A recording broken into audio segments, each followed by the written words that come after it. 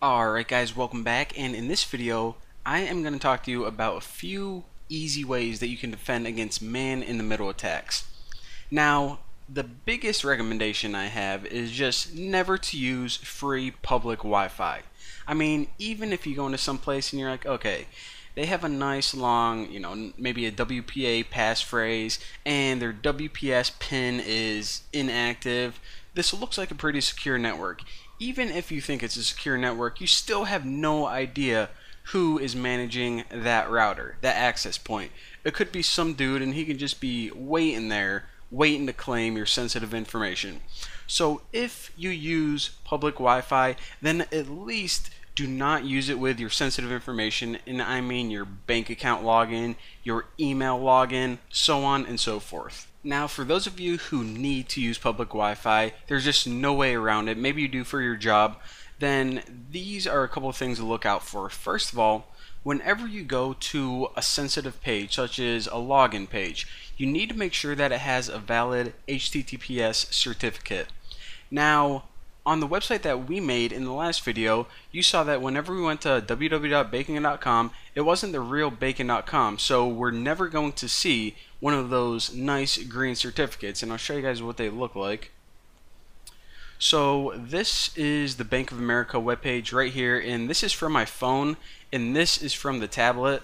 So any big company, and not even a big company, but any decent sized company, their website is going to have this green validation or certificate on their website, and this is basically saying this website is who we say they are. That's why these certificates were made up. Now, I want to say not every website, because maybe your friend has a forum and I don't know, maybe someone's working on like a tiny little website. Those login pages may not have it, but all of your big websites, Facebook, your banks, your Googles, your emails, keep an eye out for these, and if you don't see one, do not go to it. Now, another important thing you can do, especially on your home network, is lock out any unauthorized users.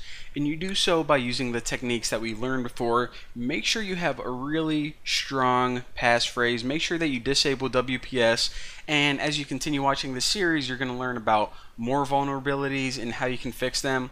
And that is because, for some reason, a lot of people believe that whenever they have a phone or whatever, and they're talking to an access point, that there's just some kind of direct communication between the two. But they don't realize whenever you're using Wi-Fi, like I said before, it's almost the exact equivalent of shouting your information out to anyone that'll listen. So make sure anyone you don't trust, anyone but your friends and your family, they can't even access your network if they tried. I mean, as a general rule of thumb, look at this guy. Do you trust this guy? I don't. I mean, you have to think. Would you trust him with your 13-year-old daughter? No, you wouldn't.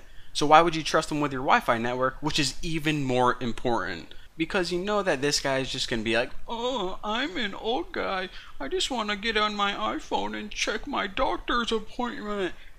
Sorry, Haas. No free Wi-Fi for you.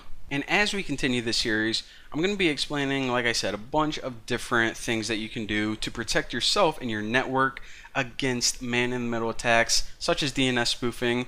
And it's different for if it's your network or you're just on the network. So for network administrators, there are intrusion detection software that you can use. And for individuals, like I said, we're going to be going over all of these techniques. But for now, thank you guys for watching. Just wanted to give you guys some real quick ideas. So there you go. See you next time.